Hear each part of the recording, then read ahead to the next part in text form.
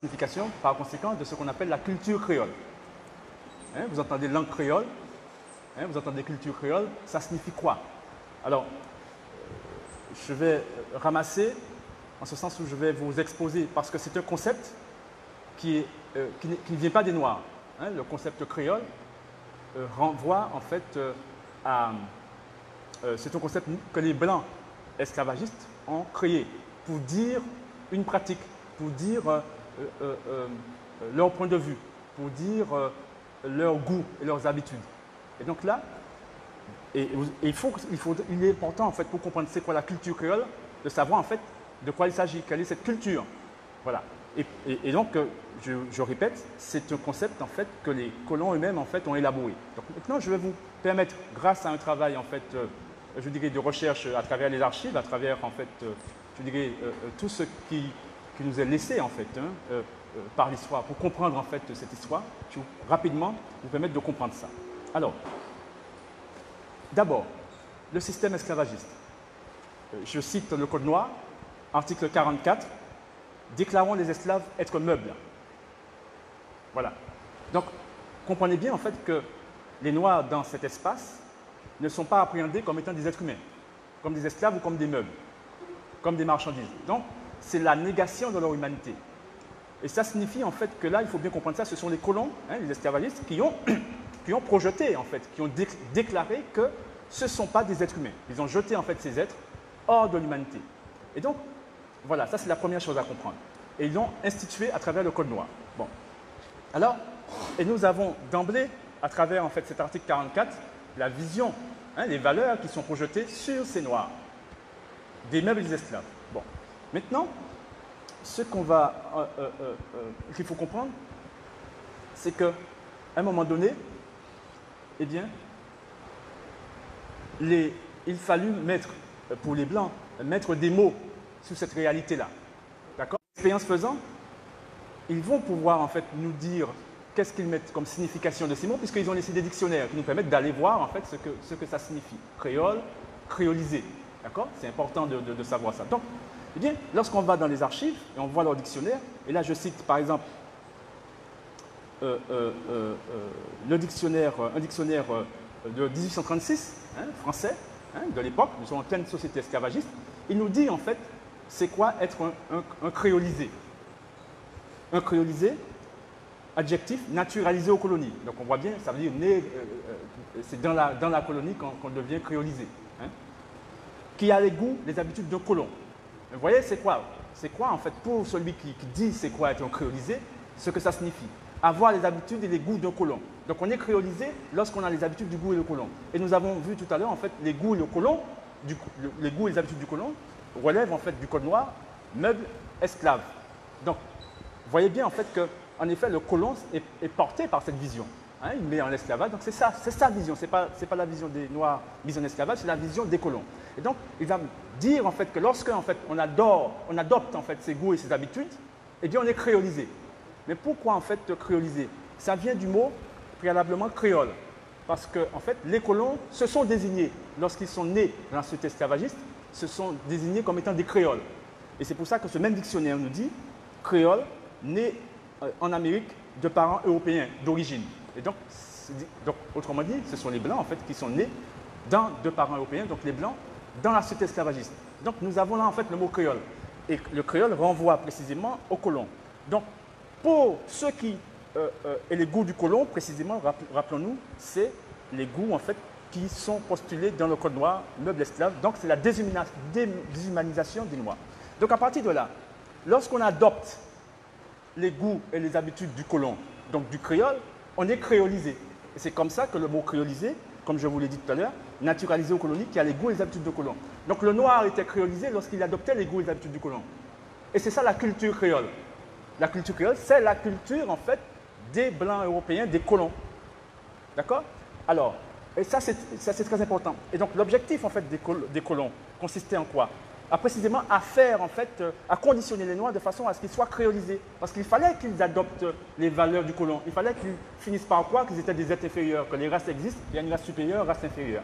D'accord? Donc l'objectif des colons, pour aboutir en fait leur projet, puisque ceux qui étaient arrachés, déportés d'Afrique, ils arrivaient, ils n'étaient pas créolisés, ils ne connaissaient pas les valeurs, les goûts et les habitudes du colon. Donc c'est sur place en fait que le processus de créolisation se faisait.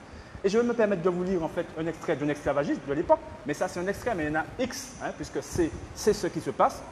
Voilà en fait ce qu'ils disent. Lorsqu'ils avaient arraché en fait les Noirs en fait d'Afrique et les ramener en fait dans les colonies, hein, voilà, dans cet esclavagisme, qu'est-ce qu'ils disent? Qu'est-ce qu'ils veulent?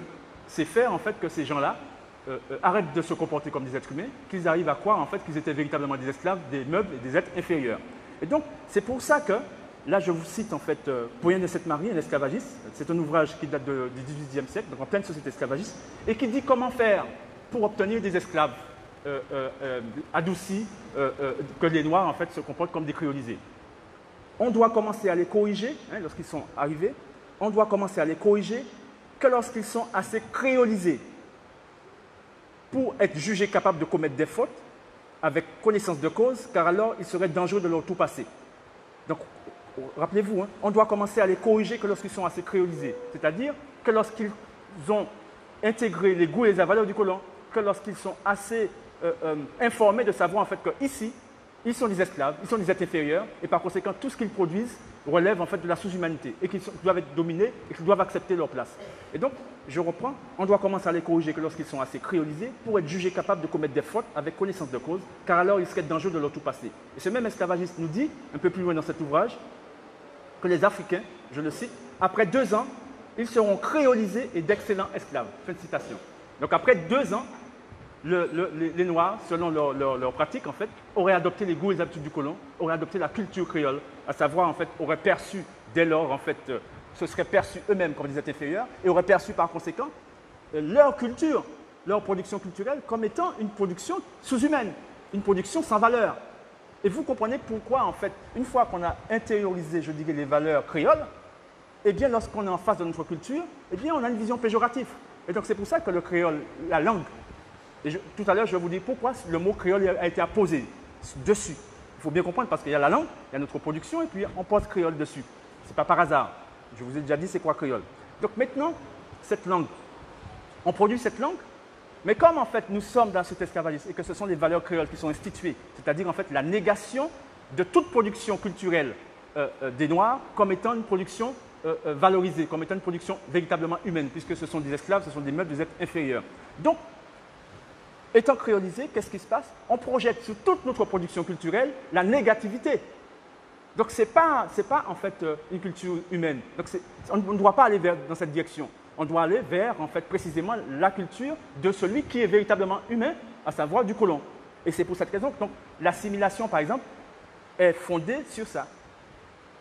Vous savez bien, en fait, ce rejet de notre culture et ce renvoi, il faut parler en bel français, etc. etc. Ce n'est pas par hasard. C'est-à-dire qu'en fait, on se tourne vers ce qui est véritablement humain, qui valorise, parce que précisément, on a été créolisé. Et donc, comprenez bien, à quel moment le noir, maintenant, si vous pouvez permettre de comprendre en fait pourquoi le concept créole a été posé sur la langue et a été posé sur des noirs. Eh bien, comprenez bien, c'est après un certain nombre de temps je dirais, de conditionnement que le colon constatait qu'en fait que le noir avait adopté ses goûts et ses habitudes. Et à partir de là, pouvait bénéficier du titre de créole. D'accord? Il faut bien comprendre le processus. Mais alors, il y avait aussi les noirs qui naissaient de la société esclavagiste. Et donc ceux-là, contrairement à ceux qu'il fallait créoliser, qui sortaient d'Afrique, parce que là, ils viennent avec leur culture, ils ne connaissent pas les valeurs, donc il a fallu jouer dans leur tête, etc., pour les créoliser. Mais ceux qui naissent dans la société esclavagiste, eh bien, eux, ils grandissent dans la société esclavagiste. Ils sont déjà créolisés. Vous voyez? Et donc, ils n'ont pas besoin d'aller chercher ailleurs. On n'a pas besoin de les créoliser. Ils arrivent et ils trouvent cet ordre raciste-là et ils grandissent avec. Et ils connaissent leur place en tant qu'être inférieur.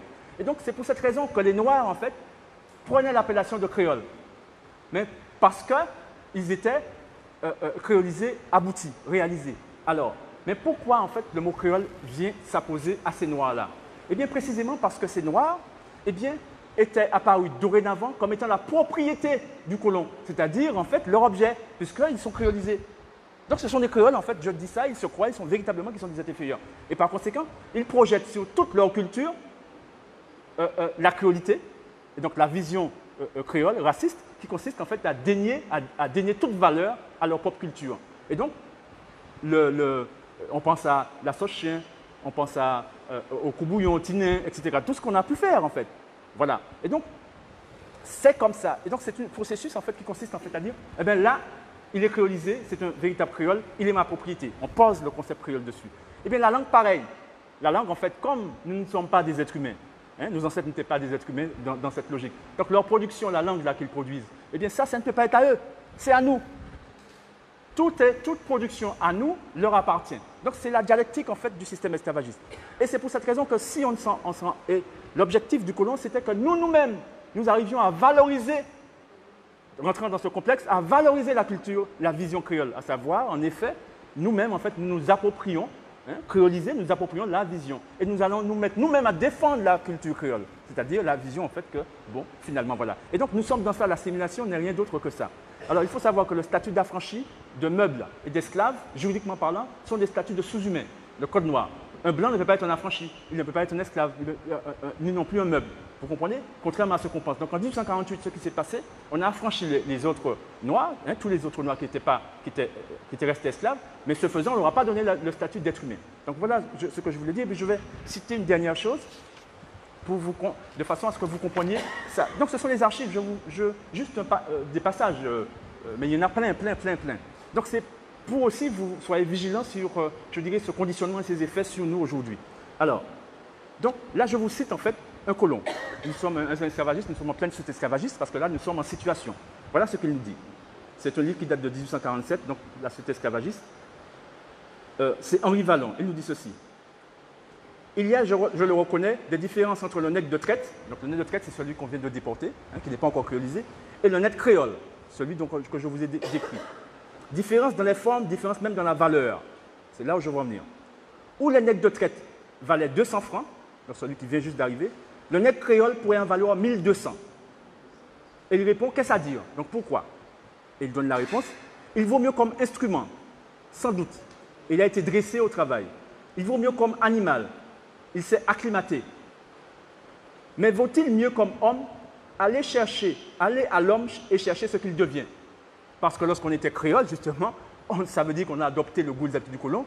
Et par conséquent, en fait, précisément, c'est à partir de là, en fait, on se comporte comme des êtres inférieurs, donc dans la négation de toute production culturelle, en fait, voilà. Donc lorsque vous entendez culture créole, c'est en fait une grosse manipulation des colons, parce que ça fait partie de ça. C'est une manière, en fait, de dire votre culture est créole, c'est à moi. Et on est prisonnier de l'identité créole, du monde, en fait, etc. C'est une subtilité. En réalité, notre culture ne peut pas être créole, puisque notre culture, en fait, la créolité dit que nous ne pouvons pas produire une culture en tant qu'animal. Nous n'avons pas de culture. La culture ne peut pas être créole. Donc, il faut bien comprendre pourquoi c'est apposé dessus. C'est un acte de propriété. Et donc, une dernière citation de notre esclavagiste de l'époque. Hein. Nous sommes toujours dans la société esclavagiste. Ils font leurs livres, ils écrivent. Hein. Nous ne sommes pas là, mais c'est eux qui sont maîtres. Ils écrivent, ils nous disent la réalité de leur truc. Louis-Élie Moreau de Sainte-Méry. Voilà ce qu'il nous dit. Et il nous fait l'apologie de la culture créole, de la créolisation.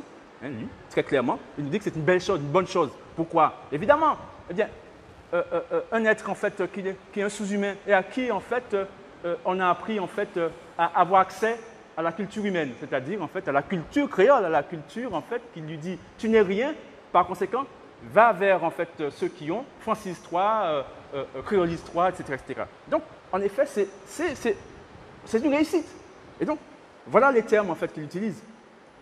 Alors dans son ouvrage, dans une rubrique, dans son ouvrage il dit des esclaves créoles. Les nègres créoles naissent avec des qualités physiques et morales qui leur donnent un droit réel à la supériorité sur ceux qu'on a transportés d'Afrique.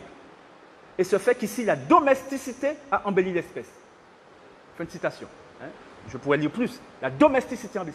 Donc, c'est ce rapport à la domesticité consiste, en fait, on est face à l'animal et on le créolise, etc., etc. Et par conséquent, cet animal, en fait, voilà. Et c'est ça le processus, en fait, de créolisation. Et nous y sommes toujours. C'est une subtilité. Et moi-même, en fait, qui suis juriste, je terminerai là, j'ai fait un doctorat de droit que j'ai soutenu en 2003, il me semble. Et dans ma thèse de doctorat, j'ai fait la démonstration qu'en fait, que le statut que nous avions là ici, hein, qu'on appelle l'assimilation juridique, etc., n'était rien d'autre que le statut d'affranchi du Code noir. Et que c'est un statut de sous-humain. son postulat précisément, c'est de dire en fait que nous n'avons pas de culture et par conséquent nous devons en fait, etc. Voilà, le code civil, le code pénal, le code ci, etc. C'est ça en fait la reconnaissance d'une culture. Et notre culture en fait n'a pas, comment dire, n'a pas le statut de culture d'être humain. Voilà, vous voyez ce que je veux dire. Donc, et vous, j'ai fait la démonstration de, voilà, j'ai eu ma thèse de doctorat parce que c'était vrai, parce que c'est la réalité. Et donc, voilà, j'en ai terminé. Bien, alors, il y a plus des questions concernant la présentation de Maître Tika.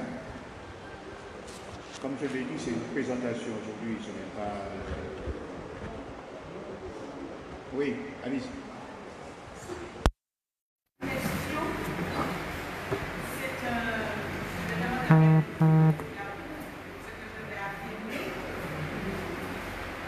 En fait, le processus de créolisation n'est autre que le processus d'un homme noir venu d'Afrique pour le rendre esclave.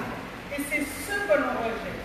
On ne peut, c'est-à-dire devenir, appartenir à quelqu'un. Et donc, c'est ce processus-là. Donc, si on dit qu'on est créole, ça veut dire qu'on a accepté d'être l'esclave des colons. Tandis que si on dit je ne suis pas créole, donc ça veut dire que vraiment 1848, même si on est de 1848, où nous sommes nous-mêmes sortis de l'esclavage, a une valeur. Tandis que si nous disons nous sommes créoles, c'est comme si on dit zut à 1848. Voilà, c'était mon affirmation. Je demande à Maître Tika de dire s'il est d'accord ou pas. Oui, mais nous n'allons pas faire un enseignement national. C'est simplement la présentation. Nous aurons l'occasion de retrouver Maître Tika au cours d'une conférence, qui sera beaucoup plus large, beaucoup plus clair, au cours d'année. Ça, c'était simplement la présentation. Mais je comprends très bien votre question. Je ne peux pas répondre, parce que je laisse encore la trêve. Mais autre question? Betty. Oui. Mais quoi d'abord?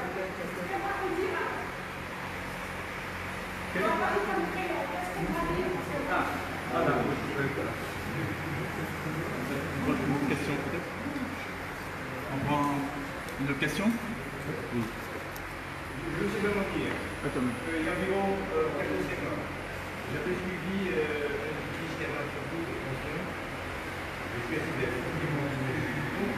J'avais été très sensible à ce que vous venez de dire là et vous l'avez expliqué. En vrai, le pouvoir, je suis assez content de voir la terre à laquelle vous avez été, qui paraît extrêmement intéressante. Et parfois, je me dis, pourquoi on parle de comme le monde?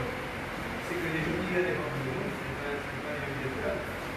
C'est les gays qui vont aller tous les pays du monde. Et il y a un peu et ce qu'on peut dire, ça commence à démontrer que, effectivement, c'est les colons qui diffusent réellement l'unité des colons et non pas les esclaves qui étaient disséminés partout, qui arrivent à des moments différents, à des moments venant de lieux différents, et c'est pas eux qui ont fait implanter ce période-là, parce qu'il est pas si voilà. Oui, alors ça me permet de répondre à ces questions. Alors, là, pour répondre à Madame Confond, alors il faut savoir en fait que il y a eu en fait Confiance, Chamoiseau, Bernabé qui ont fait leur éloge de la politique en 1989. Mais il faut savoir que suite à mes travaux et à différentes conférences, etc., qui eux sont fondés sur en fait que Jean Bernabé, qui est décédé il n'y a pas longtemps, en 2016 a fait un ouvrage où il dit qu'ils se sont trompés, qu'on n'est pas des créoles, etc. Donc il a remis en cause clairement et il parlait au nom des trois. Et s'agissant de M. Confiant, eh bien, il valorise, mais en fait, ça ne tient pas debout. Ce n'est pas vrai. C'est-à-dire qu'en fait, il n'a pas d'éléments. Donc, il n'y a pas d'éléments. Et puis, il faut savoir aussi qu'on a eu en fait à poursuivre l'association Tous Créoles de M. Dejam, qui était à l'époque président de l'association, en tant qu'avocat au nom de différentes associations. Et le tribunal a reconnu la Cour d'appel a reconnu qu'en fait, que la créolisation était un élément du crime contre l'humanité. Le processus de créolisation, évidemment. D'accord? Donc, les choses sont claires sur ce point. Alors, maintenant, les historiens sont clairs aussi. les intitulés sont clairs. Là, je me permets de lire en fait rapidement. C'est quoi l'historien lorsqu'il va dans les archives, etc. Qu'est-ce qu'il nous dit du processus de créolisation? Je cite par exemple Florence Gauthier, c'est un ouvrage en fait qu'elle a édité en 2007, hein, qui a été édité par le CNRS. Et voilà ce qu'elle nous dit. La réalisation du processus de créolisation qui consistait à transformer des captifs libres jusqu'à leur capture en esclaves travailleurs. Excusez-moi, la réalisation du processus, c'est quoi la réalisation? Voilà, qui consistait à transformer des captifs libres jusqu'à leur capture en esclaves travailleurs, ce qui n'était pas simple. Ce processus de créolisation était à la fois un processus de désocialisation, de dépersonnalisation, de désexualisation, de décivilisation des captifs et un apprentissage des rapports maître-esclave, ce que je vous disais, du travail contraint, de la langue dite, et elle met entre guillemets créole, qui aurait pu être appelée autre chose. Mais comme en fait, c'est notre production, les Noirs y ont participé, donc c'est dégradé. Voilà, donc en fait, voilà, donc il faut que ça soit créole, c'est la propriété, voilà. Ainsi que les formes culturelles encouragées et sélectionnées par les maîtres. Voilà, c'est quoi le processus de créolisation. Et donc, au sujet de la langue, eh bien, il faut savoir en fait que ça fait déjà des années hein, qu'il y a des gens en fait conscients de tout ça et qui nomment pas la langue en fait, qui se sont réappropriés leur culture. Ce n'est pas eux qui ont fait la sauce chien, et pourtant, vous avez vu subtilement, ça fait pas tellement longtemps, ils ont mis sauce créole. Culture créole. Et puis, pourquoi pas tout ça on dit ou là, et ça, mais si vous ne savez pas le processus, vous ne comprenez pas comment le colon a pu adhérer à cette culture. Comment la culture créole, la culture du colon peut être en fait la nôtre. Ça n'a pas de sens. Comprenez bien. Donc c'est parce qu'il y a autre chose, mais il fallait le comprendre. Donc, en effet, au sujet des noms, ça fait belle lurette en fait qu'un certain nombre de personnes ont changé, nomment ça, notre langue créole, ils l'appellent soit le martiniquais, le guadeloupéen, le guyanais, l'haïtien. Sinon, pour, par exemple, moi-même et d'autres, nous l'appelons le cas martiniquais, cas guadeloupéen, cas guyanais, et le cas renvoie à quoi? Le cas, moins cas, qui renvoie au processus de création, moins cas, fait. Hein, et dans les langues africaines, le cas, qui vient de là d'ailleurs, veut dire la force vitale. Hein. Donc, en effet, c'est la présence de notre force vitale que de créer, de continuer de créer, parce que nous sommes en vérité des êtres humains, de produire en fait de la culture humaine. Donc c'est ça. Donc le cas martiniquais, cas guadeloupéen, au lieu de dire créole martiniquais, créole guadeloupéen, le point commun devient en fait justement notre force vitale, notre humanité, hein, le cas, etc. Et qui nous restitue par conséquent notre ancrage en fait civilisationnel. Et donc à partir de là, eh bien, le créole il est évacué. Et c'est pas par hasard en fait qu'en 2007, c'est suite après différentes conférences, différentes choses, etc. Lorsque les Blancs créoles ont vu que les Confiants, les Chamoiseaux, les Bernabé n'avaient pas d'argument pour contrer ça, ils ont été obligés de créer une association appelée Tous Créoles pour défendre en fait la créolisation, disent qu'on est tous créoles. Mais sans rien, en pensant que eux, parce que ce sont des Blancs créoles, ils ont autorité, ils ont une assise en fait sur notre mental et qu'ils allaient triompher. Mais ils n'ont pas triomphé du tout. Ils se sont retrouvés devant les tribunaux qui en fait, comme je le dis, a pu reconnaître en fait que la créolisation est un élément du crime contre l'humanité, parce que ce qu'ils sont en train de faire, en vantant le processus de créolisation, en vantant la créolisation, en vantant la créolité, eh bien, ils ne font que faire l'apologie d'un crime contre l'humanité qui a été reconnu comme étant un crime contre l'humanité par la loi, en fait, comme vous le savez, du 21 mai 2001, hein, la loi dite Taubira. Mais tu n'as pas répondu à la question. Alors, oui, pour le nom, oui, le nom, en fait, oui, eh bien, je le répète, certains l'appellent le martiniquais, l'appellent le cas martiniquais, vous pouvez donner un autre nom, mais ce qui est certain, c'est que faut-il encore que ce soit nous qui nommons nos affaires, et tous les cas, évacuer radicalement en fait cette empreinte qui consiste à dire en fait que, en effet, parce que c'est le sceau qui signifie que qui nous maintient dans cette idée que nous sommes incapables de produire une culture véritablement humaine. C'est pourquoi elle est créole, hein, et qu'elle est la propriété du colon, parce que seul en fait le sceau du maître donne de la valeur. Bien, merci maître. Alors, donc, nous aurons l'occasion de traiter cela encore plus largement au cours d'une conférence qui sera faite dans l'année, hein, puisque ça va faire partie de nos activités. Cette thématique me paraît assez intéressante dans la mesure où nous allons à l'origine même du créole, et créole vu autrement, cela veut dire ce que cela veut dire. Parce que nous, Maître Monolotica, nous conduit sur une voie où il arrive justement à ne pas nous considérer comme des créoles à proprement parler, puisque nous sommes descendants de quelque chose, on pourrait dire, mais nous allons donc traiter cela plus amplement et nous pourrons poser des questions à cet effet. Alors maître, je te remercie encore. Merci moi. Et puis en espérant que tu auras l'occasion de revenir. Oui, tout à fait. Alors j'ai parlé un peu vite, hein. précisément parce que le temps était court. Et donc il fallait quand même que vous saisissiez l'essentiel. Voilà, parce que nous avons encore autre chose à traiter au cours de cette